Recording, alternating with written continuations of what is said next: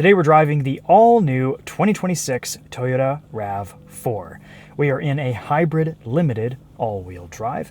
I don't have pricing information yet, but I will update the description when I find out.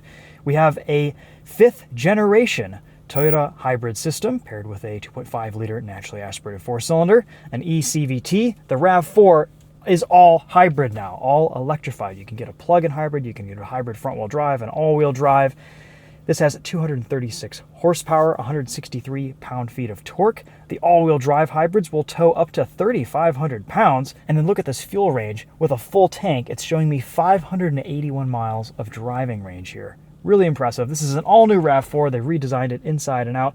Let's walk you guys around it and give you guys some first driving impressions. We have the GR Sport, the Woodland, the XSE, the XLE, all the trims here today at this Toyota Drive event. So this is the first one that I got into, and we'll come out with some more videos in the future with some of the other grades and maybe a little off-roading, a little bit of back road driving in the GR Sport. We'll see. But let's walk you guys around this first and see what it's all about. This is painted in Storm Cloud. We have a set of Bridgestone Turanza tires here. Slightly bigger wheels and tires for the new RAV4. These are 235/50 R20s. New front grille design. It's painted. Looking a little bit like the Camry. Full LED headlights. Nice looking RAV4. New taillight design as well. Bit of a spoiler. I think it's a good looking crossover. Packaging inside is mostly about the same size as the outgoing RAV4. Nice low load floor. We've got a spare tire in the back. Look at that. Thank you, Toyota. This little cargo cover right here that slides out. Looks like it's mounted slightly off, but that's okay. JBL sound system. I listened to a little bit of music a few minutes ago. It sounds good. It bumps. There's a few different sound profiles. And then we've got a new infotainment, which is trying to talk to us right now from the front seats. I'll show you guys that in a little bit. You can get these in hybrid, plug-in hybrid, front-wheel drive, all-wheel drive. Lots of different options here with this new RAV4. Let's hop into the other side, and I'll show you what room in the back seat looks like. Easy to get in and out of. Nice ingress and egress. Heated rear seats, rear vents. Nice looking, attractively designed interior. A little bit dark in this limited trim. There are some more exciting interior colors and trims depending on what you go for. Panoramic sunroof looks good. Materials all feel quite nice. These seats are comfortable. Good seating position back here with plenty of legroom and space. Let's hop into the driver's seat and I'll show you around this interior a little bit more.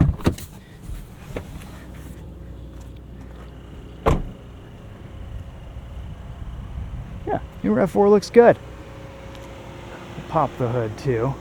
5th generation hybrid system, very efficient, rated for 42 miles to the gallon combined in this hybrid limited all-wheel drive. You do get a little bit of a hit with the 20-inch wheels. Some of the other RAV4s are notably more efficient. I think it looks good though. I like the squared off blocky design.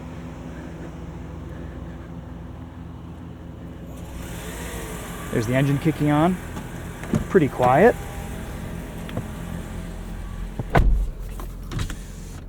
We have auto up-down windows on all 4 corners, 2-seat memory settings.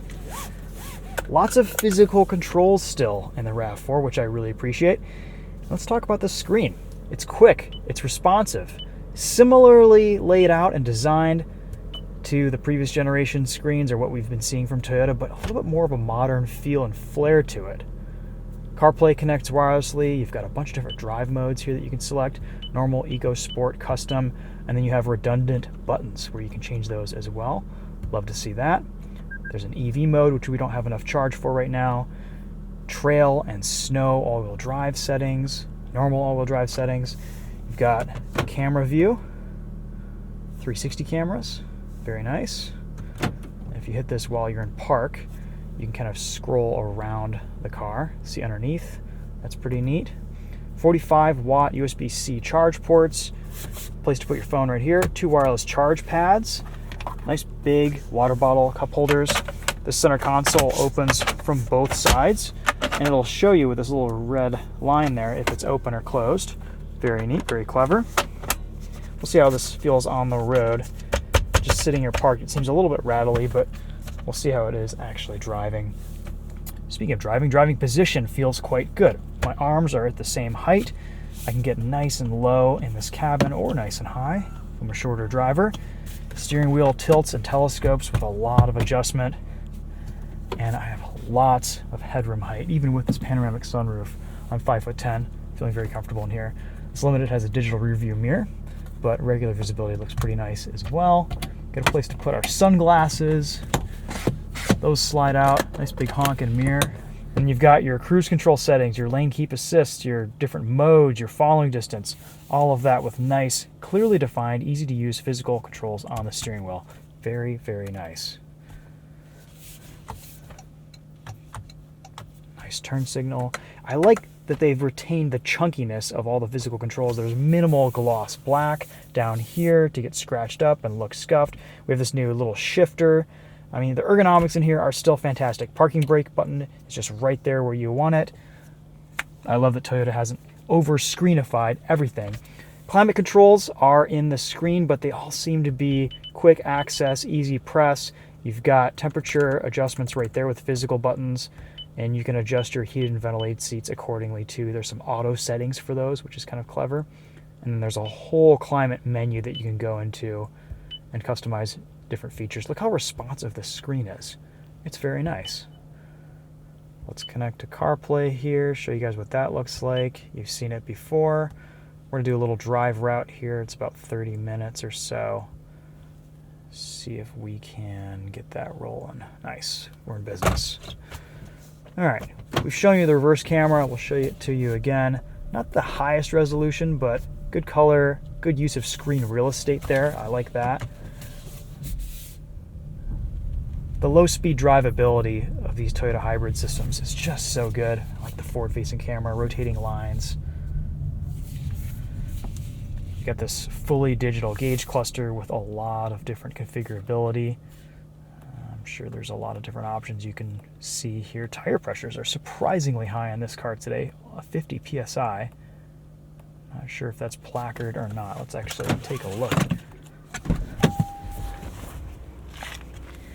Placard is 38 PSI, so we've got a bit of a overzealous tire pressure in this car today. That might affect ride quality slightly. But all this is nice and responsive, easy to use. You've got a few different gauge cluster settings here. Look at that, there's a circular gauge cluster. There's two circular gauge clusters. We'll go with that. Maybe that's a more traditional look. And you've got this navigation background. It all works. A lot of the screen UI and design seems similar to what we've seen from Toyota and Lexus recently, but just modernized a little bit, and it's much more responsive, which I always like. There's that 2.5 liter engine kicking on there. A little bit quieter, less rough and grainy than the previous generation RAV4, at least on first impressions. Still lots of beeps and bongs telling us that there's traffic coming. Nothing new to Toyota there. Visibility is quite good. I like these big mirrors. And the digital rear view mirror helps a bit with that.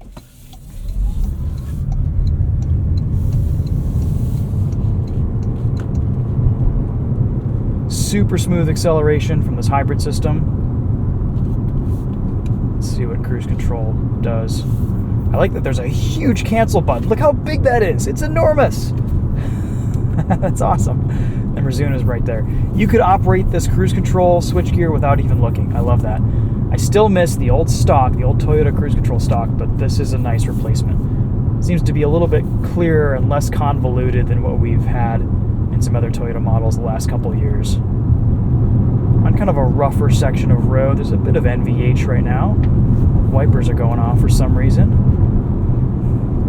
They were set to auto. I like the visibility over the hood, and I'm kind of in the lowest seating position right here too. All right, let's hit this big honk and cancel button, and we'll take a left turn. Maybe we'll even go into sport drive mode.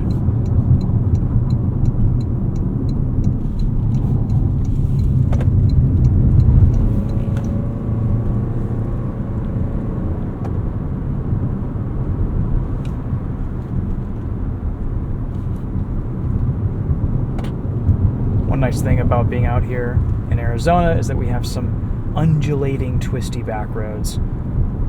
Powertrain is super smooth. I'm going to try to see if I can get slightly better visibility with this digital rearview mirror by closing the panoramic roof. And if it's just kind of halfway closed, I can see perfectly behind me. Nice. All right, we're in sport mode. Let's see how this handles a corner here.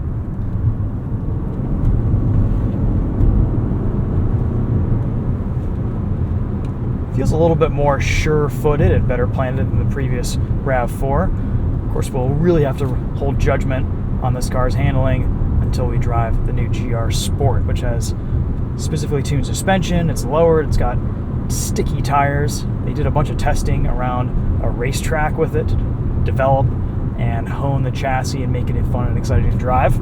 So overall, this new RAV4 feels pretty good, and this is a pre-production car. No shakes, no rattles. It feels tight, it feels solid. And that was honestly my biggest complaint about the previous generation RAV4, is that it just felt a little bit cheap and rattly, and just everything was kind of just loose. And they seem to have buttoned down these new cars really well in terms of NVH and just feel on the road. And that's something that I've noticed a lot with some of the new Toyotas that we've been testing and we've been driving. Set cruise control here so we make sure we're not speeding. I accidentally hit the cancel button instead of the resume button. Still getting used to the ergonomics here of this new RAV4. The roads out here in Arizona are pretty smooth, so can't really comment too much on ride quality yet. We are going to be doing an off-road test drive of the new RAV4 Woodland, so we'll see how that feels on the slightly larger all-terrain tires. I believe suspension is unchanged on the Woodland. It just has a larger tire, a little bit more ground clearance because of that tire size, and of course roof rails and interior accents and stuff like that. But let's go back let's try eco mode. Toyota usually has pretty nice differentiation between their drive modes. In sport, the throttle tuning isn't too overzealous. It seems to be nice and linear still, with just a little bit more excitement factor higher up in that pedal travel. Eco doesn't feel like it's limiting power, wide open throttle, but it still is probably doing some things with climate control, making this a little bit more efficient overall. It's comfortable. I like the dynamics. I like the visibility. It's easy to use. This is a simple but modern feeling infotainment screen, and I feel like that's kind of the best you can ask from a modern infotainment system. Brake pedal tuning, this being a hybrid, and now all RAV4s being hybrids, feels good, nice and linear. We've got a little bit of a kind of a bump at the top of the pedal travel, just letting you know that there is some regen going on.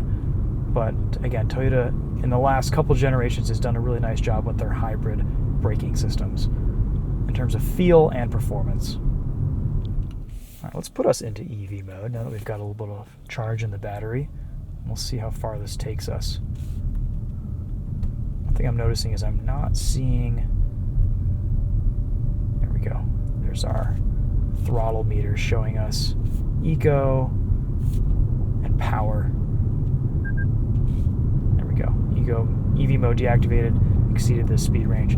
For the longest time, I had no idea what EV mode was even for in these cars, because it only goes up until about 25 miles an hour or so.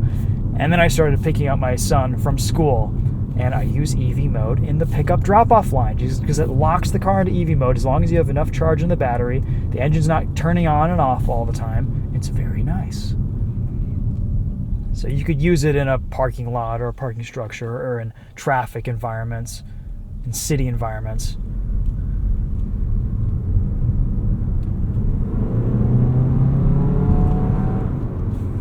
Acceleration feels about right.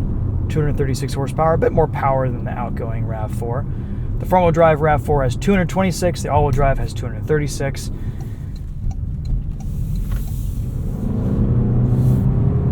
We'll just go into normal drive mode too. There's also a custom drive mode. You can configure some different things with that. This doesn't have adaptive dampers or anything, so I don't think we really need to worry too much about that. The only complaint that I'm coming up with so far is that I feel like there's a little bit too much emphasis on these upper buttons with the cruise control system here, and then needs a little bit more emphasis on the speed settings. I feel like that's something people would be adjusting more often, and it's just this tiny little toggle switch down here. There's your following distance settings, but the cancel button is so big, and these buttons are so large, I find myself accidentally pressing those occasionally, but maybe I just need to be familiar with the car and use it a little bit. Nice steep hill there under load. Engine is quieter in this new RAV4. Not as loud and grainy as the previous generation. That is nice to see. Improved levels of NVH.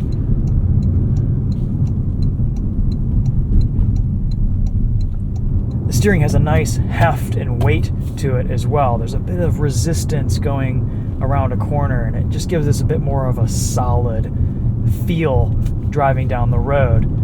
It's not overly heavy or overly stiff, but I think they've done a nice job with the steering tuning here. It feels premium, which I think is what you want in your limited Toyota RAV4. We'll see how it feels compared in the Woodland with the different tires and the GR Sport with the steering revisions. They've added a bit more feel and directness to that rack. 8.1 inches of ground clearance here for the standard RAV4, 8.5 in the Woodland, and then 7.5 on the lowered suspension of the GR Sport. While we're just cruising here, let's do a quick JBL sound system test. So we've got our test track loaded up. Volume is cranked.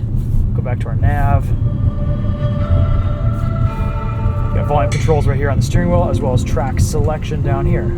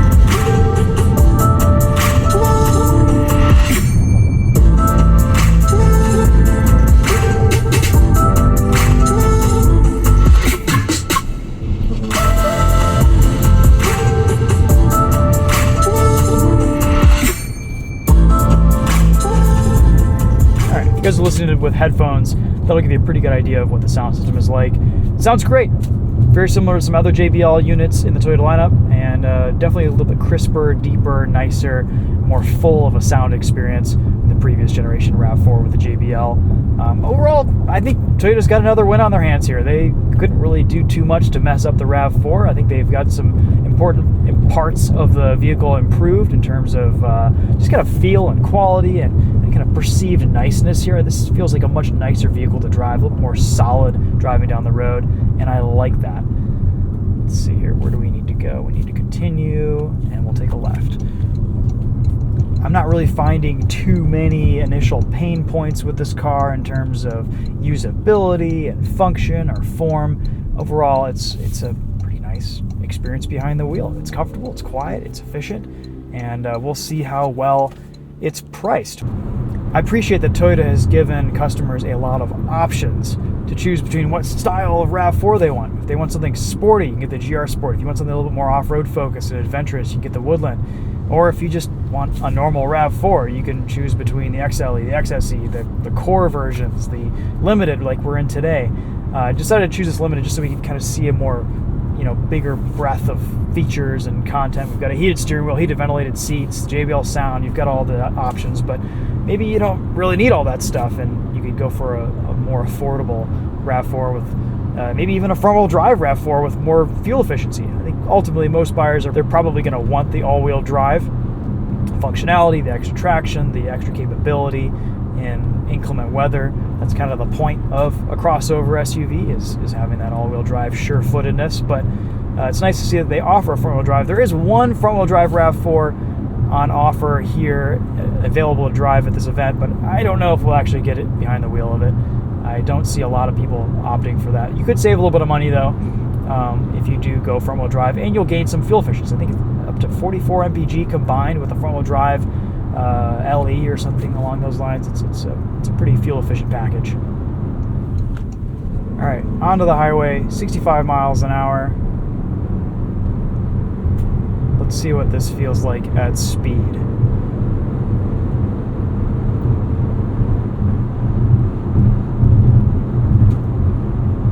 Minimal wind noise.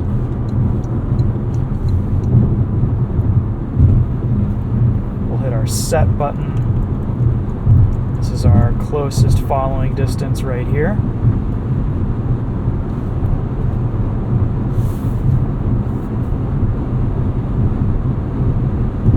Steering assist doing a nice job keeping us centered between the lines.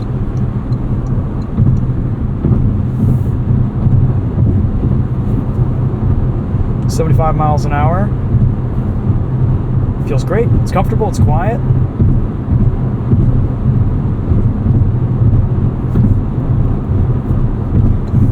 We do need to get over for our exit here.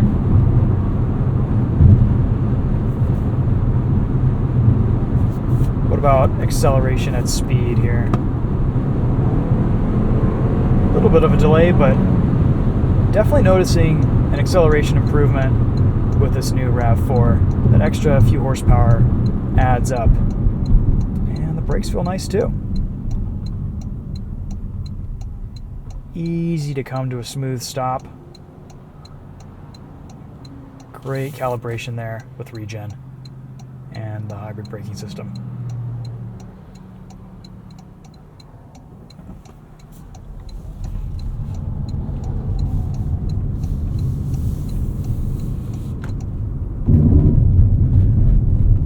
Alright guys, those are some first driving impressions on the 2026 Toyota RAV4. Some pretty nice impressions here on this new RAV4. I think Toyota's done a nice job with the new feature content, the new tech. It feels modern but nice, and we'll see how it all adds up once we get information on pricing to make sure this is still a good value. But I think on first impressions, it drives well, it looks good.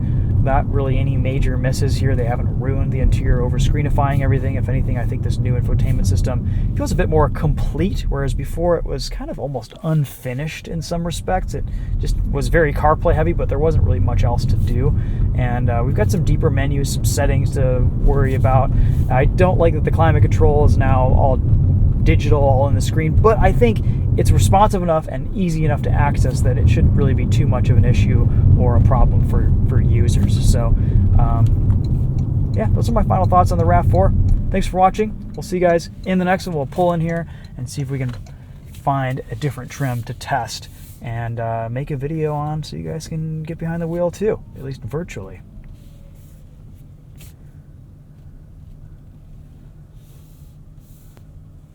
Cool. All right, into park, and that's it. Stop start button is right here. Very nice.